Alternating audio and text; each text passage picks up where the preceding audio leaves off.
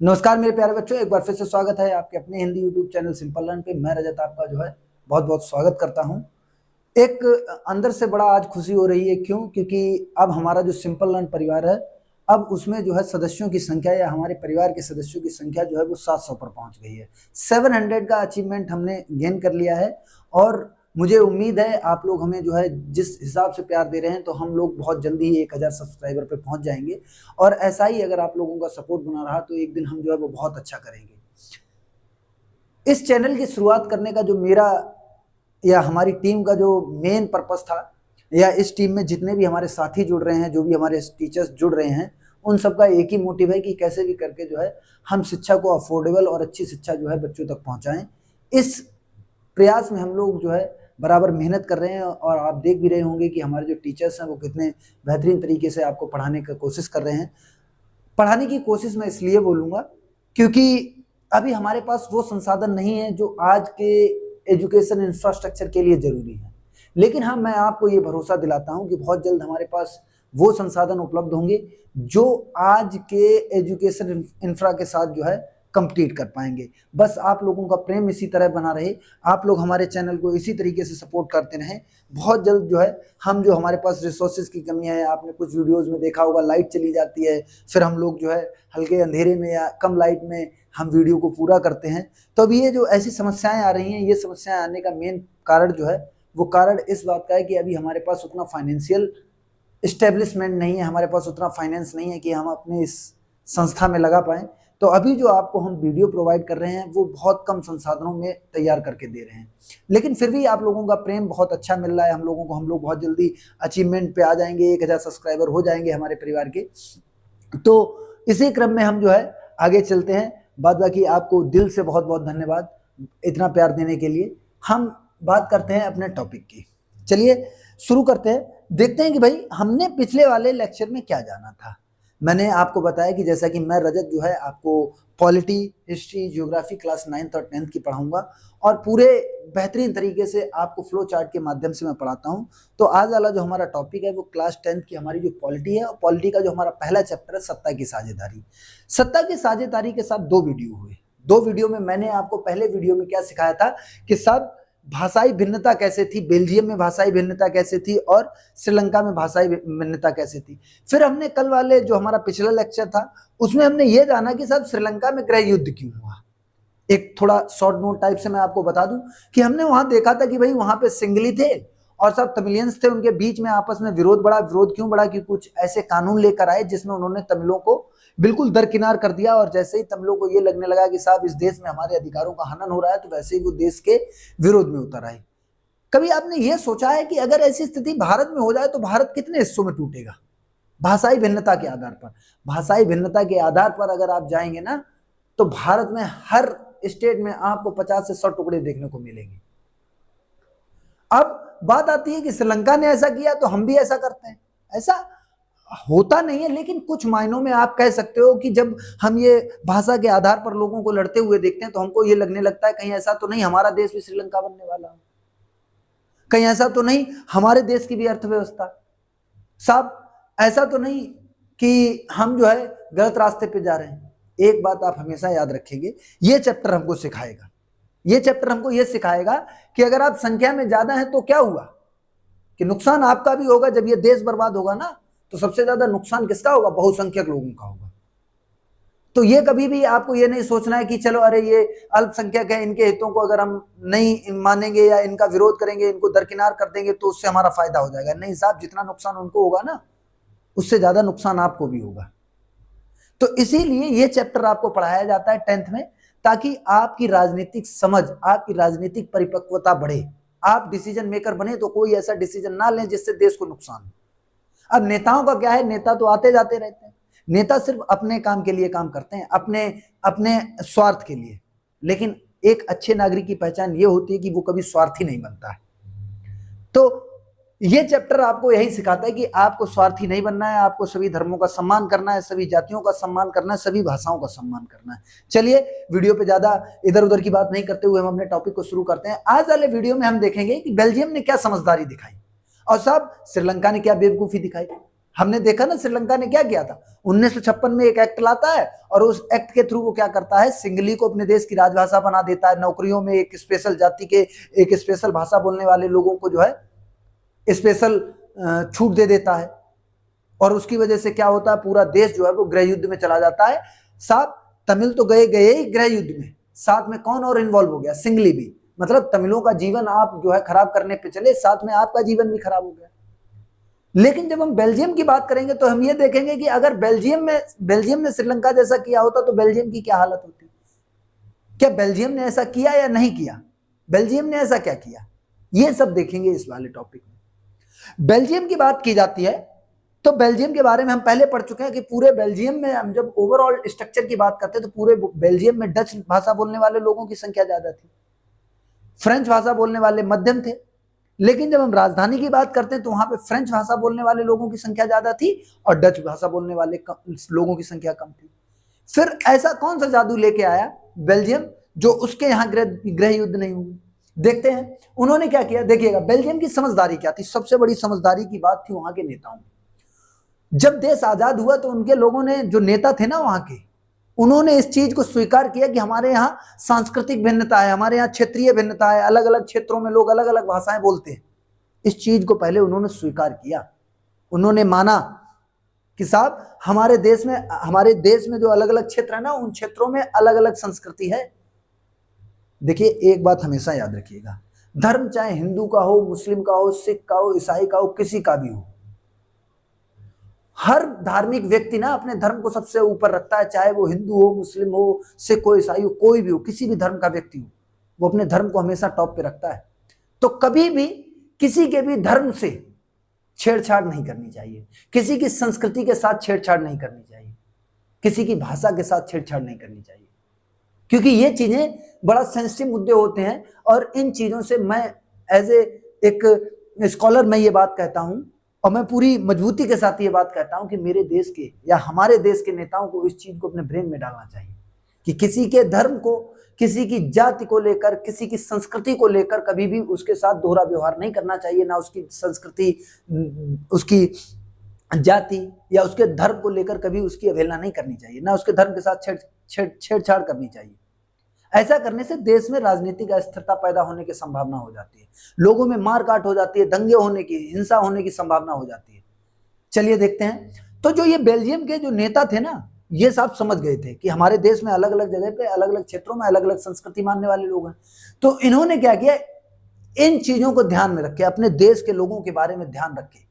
इन्होंने अपने संविधान में टोटल कितने संशोधन किए, 4 संशोधन किए। कुल कितने संशोधन किए, 4 संशोधन किए। और ये संशोधन हुए 1970 से लेकर 1993 तक, मतलब 1970 से लेकर 1993 तक इन्होंने कितने अपने संविधान में संशोधन किए, 4। अच्छा, श्रीलंका की बात करें तो श्रीलंका ने तो अपने संविधान में मात्र 1 ही संशोधन किया था और इन्होंने तो 4 कर दिए। तो साहब यहाँ तो स्थिति और ज्यादा बिगड़नी चाहिए थी, लेकिन नहीं, यहाँ के जो नेता थे ना, यहाँ के जो लीडर्स थे, इन्होंने इस बात को अपने दिमाग में रखा कि साहब हमारे यहाँ पे क्या है, हमारे यहाँ पे क्षेत्रीय और सांस्कृतिक विविधता है। हमारे यहाँ पे सांस्कृतिक विविधता और कैसी विविधता है, क्षेत्रीय विविधता है। इस चीज को यहाँ के नेताओं ने अपने दिमाग में रखा और जब संविधान में 4 संशोधन किए और इन 4 संशोधनों में उन्होंने ये प्रकट करने की कोशिश की कि देखिए हमारे देश की जो जनता है ना, वो हमारे लिए बहुत इंपॉर्टेंट है। हमको फ्रेंच भी साथ में चाहिए, हमको डच भी साथ में चाहिए और हमको फ्लेमिश भी साथ में चाहिए, हमको हर भाषा बोलने वाले लोग साथ में चाहिए। तो इन्होंने अपने संशोधनों में ये लोगों को स्पष्ट करा दिया कि देखिए हम आपके विरोध में नहीं है, हम आपके अच्छे के लिए कार्य कर रहे हैं, हम लोगों को अधिकार देने की बात कर रहे हैं। जब ये 4 संशोधन हुए तो ये संशोधन इसलिए भी किए गए ताकि लोगों को ये ना लगे कि देखिए हम अपने ही देश में बेगाने हो गए। बेगाने होने का मतलब लोगों को ये ना लगे कि वहां के नागरिकों को ये ना एहसास हो कि साहब ये देश जो है वो हमारे विरोध में जा रहा है। इसलिए इन्होंने 4 संशोधन किए ताकि किसी भी नागरिक को बेगानेपन का एहसास ना हो कि साहब ये तो हमारा देश ही नहीं है। जहां पे लोगों को ये एहसास कराया जाता है ये आपका देश नहीं है। ये आजकल भारत में बहुत हो रहा है। भारत में हम किसी भी गली नुक्कड़ चौराहे पे देखेंगे, कोई ना कोई नेता आता है और वो आके ये बोलता है कि साहब ये मुस्लिमों का देश नहीं है। क्यों नहीं है भाई देश? हम कैसे ना माने ये देश उनका नहीं है? बिल्कुल है। जितना ये देश हिंदुओं का है उतना ही ये देश मुस्लिमों का है, क्योंकि इस देश की आजादी में अकेले हिंदुओं का खून नहीं बहा था। या आप जब कभी इंडिया गेट पे जाएंगे ना, तो उसमें आप जो नाम लिखे हुए हैं शहीदों के, उनको जब पढ़ेंगे ना, तो उसमें हिंदुओं के साथ साथ मुस्लिमों के भी नाम लिखे हुए हैं। इसका मतलब क्या है कि जब हमारा देश आजाद हुआ था ना, तो उस समय उस धरती के खून में, उसको आजादी दिलाने में हिंदुओं का भी खून लगा है और मुस्लिमों का भी खून लगा है। तो उनको ये कभी एहसास नहीं दिलाना है कि साहब आप इस देश में बेगाने हैं। अगर आप उनको ये एहसास दिला देंगे कि आप इस देश में, आपकी कोई वरीयता नहीं है, आप हमारा देश ही ये मानने से मना करते कि नहीं भाई मुस्लिम हमारे देश के नागरिक नहीं है, या हम उनके विरोध में काम करने लगे, उनको ये एहसास होने लगे, तो क्या हो जाएगा? श्रीलंका जैसी स्थिति उत्पन्न हो जाएगी। श्रीलंका ने यही तो किया था तमिलों के साथ। अगर वो उनको अपना लेता तो उस देश में गृह युद्ध जैसी स्थिति नहीं होती। चलिए देखिए, तो जब ये 4 संशोधन किए गए और बेल्जियम के नागरिकों को ये एहसास दिलाया गया कि आप हमारे लिए बेगाने नहीं है, हम आपकी बेहतरी के लिए जो है ये 4 संशोधन कर रहे हैं। और इसका परिणाम क्या हुआ कि देश में शांति और समृद्धि स्थापित हुई। जब देश में शांति और समृद्धि स्थापित हुए, धार्मिक दंगे और ऐसी स्थितियां ना पनप पाई, तो जब ये ऐसी स्थिति नहीं होती है किसी देश में, जिस देश में शांति रहती है, समृद्ध, जहां शांति रहती है वहीं पर क्या आती है? आपकी समृद्धि आती है। हुआ क्या कि देश में शांति व्यवस्था रही, दूसरे देशों से कंपनियां आई, अर्थव्यवस्था बेहतर हुई, सभी की इनकम बढ़ी। जब लोगों के पास पैसा ज्यादा आता है तो उनके रहन सहन में भी बदलाव आता है। तो यही हुआ बेल्जियम में। साफ शांति थी, शांति की वजह से दूसरे देश से कंपनियां आई, अर्थव्यवस्था बेहतर हुई और आज जो है बहुत अच्छे स्तर पर है बेल्जियम। आगे देखिएगा, जो इन्होंने 4 संविधान में संशोधन किए, तो साहब एक बार वो भी तो जान लेते कि ऐसा क्या कर दिया था। क्या भारत में इनको इंप्लीमेंट करना चाहिए या नहीं चाहिए? अगर भारत में इसको इंप्लीमेंट करेंगे तो क्या होगा, देखते हैं कि परिवर्तन क्या किए भाई। जो ये 4 संशोधन किए थे ना, इन 4 संशोधनों से परिवर्तन क्या किया था कि संविधान में केंद्र सरकार ने फ्रेंच तथा डच मंत्रियों की संख्या बराबर कर दी। वैसे ओवरऑल पूरे के पूरे बेल्जियम में सबसे ज्यादा कौन से लोग थे? डच, और उसके बाद कौन से थे? फ्रेंच। ये कहा कि नहीं भाई देखो ऐसा है, सबसे पहला काम ये करना पड़ेगा कि हमारे देश में जितने भी भाषा के लोग हैं, हमको उनसे कोई लेना देना नहीं। हमारे यहाँ पे जब हम लोग संसद में बैठेंगे, तो अगर हमारे पास सदस्यों की संख्या 100 होगी, मान लीजिए हमारे यहाँ पे सदस्यों की संख्या 100 होगी, तो 100 में से 50 कौन से लोग होंगे? डच भाषा बोलने वाले, और 50 लोग कौन होंगे? फ्रेंच भाषा बोलने वाले। अब साहब आप ये सोच रहे होंगे इसका फायदा क्या होगा? इसका फायदा ये होगा कि कल को अगर सत्ता में ये आएंगे फ्रेंच भाषा बोलने वाले लोग, तो ये कभी किसका विरोध नहीं कर पाएंगे? डच वालों का। और डच वाले आएंगे तो ये किसका विरोध नहीं कर पाएंगे? फ्रेंच वालों का। क्यों? क्योंकि अगर किसी भी कानून को अगर आपको पास कराना होगा तो वो बहुमत से पास होगा, और बहुमत के लिए कम से कम तो इस खेमे से एक व्यक्ति इधर होना चाहिए या इस खेमे से एक व्यक्ति इधर होना चाहिए, तभी तो ना होगा। अगर कोई भी कानून ऐसा आएगा जो डच बोलने वाले लोगों के खिलाफ में होगा, तो कि ये डच बोलने वाले में से कोई भी एक समर्थन करेगा? नहीं करेगा। या कोई भी कानून ऐसा आएगा जो फ्रेंच भाषा बोलने वाले लोगों के विरोध में होगा, तो वो इनमें से कोई सपोर्ट करेगा? नहीं करेगा। तो वो कानून पास होगा क्या? नहीं होगा। इसलिए इस व्यवस्था को लागू किया गया और सबसे पहले यही काम किया गया कि भाई ऐसा करते हैं, पहले तो केंद्र सरकार में क्या करते हैं, मंत्रियों की संख्या बराबर करते हैं कि जितने हमारे डच मंत्री रहेंगे उतने ही हमारे फ्रेंच भाषा बोलने वाले मंत्री रहेंगे। इससे क्या हुआ कि जब भी कोई कानून बनाना होता था तो दोनों पक्षों की सहमति लेनी होती थी। क्या भारत में ऐसा हो पा रहा है? नहीं हो पा रहा। भारत में हम क्या देखते हैं, भारत में मेजॉरिटी में अगर कोई है तो बहुसंख्यक है संसद में, जबकि अगर सत्ता में साझेदारी की बात की जाए तो हमको सभी धर्मों को लेकर चलना चाहिए। ठीक है, बहुत सी ऐसी विशेष पार्टियां हैं जो कभी दूसरे धर्मों के लोगों को टिकट ही नहीं देती, सदस्य ही नहीं बनाती। क्या ये चीजें अच्छी हैं? बिल्कुल गलत है। अगर देश में शांति और समृद्धि चाहिए तो आपको हर तबके के लोगों को टिकट देना पड़ेगा, हर जाति के लोगों को, हर धर्म के लोगों को जो है टिकट देना पड़ेगा। उसके बाद दूसरा काम क्या किया, ये तो पूरे केंद्र के लिए हो। अब राज्य सरकारें, ये कह दिया गया कि केंद्र के अधीन नहीं होगी। केंद्र में किसी की भी सरकार हो, हमको कोई मतलब नहीं, कोई दबाव नहीं होगा राज्य पर केंद्र का कि आप जैसे काम करना चाहें वैसे काम करें, केंद्र जैसे काम करना चाहती है वो वैसे काम करें। ठीक है। उसके बाद भैया आपने देखा था कि पूरे फ्रांस में, पूरे बेल्जियम में सबसे ज्यादा डच बोलने वाले लोग थे और राजधानी में सबसे ज्यादा फ्रेंच बोलने वाले लोग थे। तो डच भाषा वाले लोगों ने ये माना कि चलो आप यहाँ पे हमारे लोगों के अधिकार छीन रहे हो, कोई बात नहीं, लेकिन साहब बेल्जियम जो है ना, उसकी राजधानी में हम लोगों की संख्या कम है, तो वहां पे यही काम हमारे साथ कीजिए। ये कही वो लोगों ने, इन जो लीडर्स थे उन्होंने इस बात पे सहमति बनाई कि बात तो आपकी भी सही है कि ऐसा करते हैं कि हम ये काम करते हैं कि हम क्षेत्रों को अपनी अलग सरकार चुनने का मौका देते हैं। मतलब जैसे भारत में आप क्या देखते हैं, भारत में साहब एक होती है आपकी केंद्र सरकार, ठीक है, दूसरी आपकी कौन होती है, राज्य सरकार होती है, और तीसरा मॉडल कौन सा होता है कि साहब जो गांव मोहल्ले की परेशानी को समझता है उसको बोलते हैं सामुदायिक सरकार। क्या बोलते हैं, सामुदायिक सरकार, इसको बोलते हैं लोकल गवर्नमेंट, ठीक है, इसको क्या बोलते हैं, लोकल गवर्नमेंट। मतलब कि क्षेत्रों की जो समस्या है ना, हर क्षेत्र की अपनी भिन्नता है। मान लीजिए कहीं पे मुस्लिम रहते हैं तो साहब वो अपने लिए मस्जिद बनवाने का प्रावधान करेंगे, अगर किसी क्षेत्र में हिंदुओं की संख्या ज्यादा है तो वो मंदिर बनवाने का प्रावधान करेंगे। तो इसलिए क्या किया गया कि भाई हम एक तीसरे स्तर की और सरकार रखते हैं जिसको हम सामुदायिक सरकार कहेंगे, और इनके पास अपने कुछ विशेष अधिकार होंगे। विशेष अधिकार कौन कौन से होंगे कि केंद्र व राज्य के अलावा लोगों को कौन सी सरकार चुनने के लिए अधिकार दिया गया, सामुदायिक सरकार, जिसके पास सांस्कृतिक, शिक्षा, भाषा जैसे मसलों पर निर्णय लेने का अधिकार होगा। ये बात कहा। तो इस तरीके से पूरे के पूरे बेल्जियम ने अपने यहाँ पे तीन जो है त्रिस्तरीय व्यवस्था बनाई कि सबसे ऊपर केंद्र सरकार जिसमें 50 मंत्री डच भाषा को बोलने वाले, 50 फ्रेंच, उसके बाद राज्य सरकार जो है वो केंद्र से अलग होगी, इस पे कि कोई भी जो है केंद्र सरकार का दबाव नहीं होगा, और तीसरा लोकल गवर्नमेंट कि भाई लोकल की समस्याओं को सुनना है तो उसके लिए हमारी क्या होगी, सामुदायिक सरकार होगी। इस तरीके से सामुदायिक सरकार को सांस्कृतिक, शिक्षा और भाषा पर निर्णय लेने का अधिकार, कि मतलब गांव में हमारे कौन सी लैंग्वेज पढ़ाई जाएगी इसका निर्णय कौन लेगा, सामुदायिक सरकार लेगी, या हमारे मोहल्ले में कौन सा स्कूल में कौन सी लैंग्वेज पढ़ाई जाएगी यह हमारी सरकार लेगी, गाँव की सरकार। उसके बाद फायदा क्या हुआ, ये सब इतना सब करने से एक्चुअल में फायदा क्या हुआ, फायदा हुआ कि इन नियमों से बेल्जियम में शांति स्थापित हुई, किसी को कोई तकलीफ ही नहीं। भाई जो अल्पसंख्यक थे उनको भी बराबर का मौका मिल रहा था, जो बेल्जियम में ब्रुसेल्स में अल्पसंख्यक थे उनको भी बराबर का मौका मिल रहा था, क्षेत्र के लोगों को कोई दिक्कत होती थी उनके लिए अलग गवर्नमेंट थी। पूरे देश में क्या हुआ, पूरे देश में शांति स्थापित हो गई और श्रीलंका जैसे हालात होने से बच गए।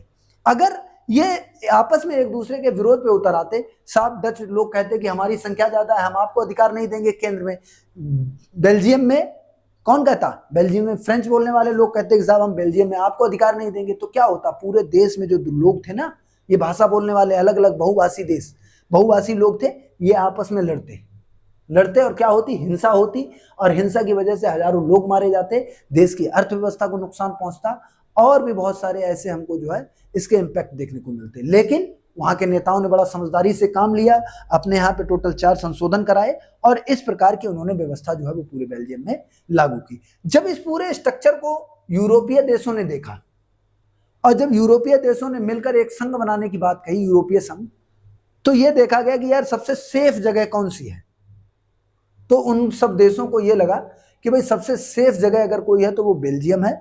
इसलिए उन्होंने क्या किया, अपना यूरोपीय संघ का जो मुख्यालय बनाया वो बेल्जियम की राजधानी ब्रुसेल्स में स्थापित की।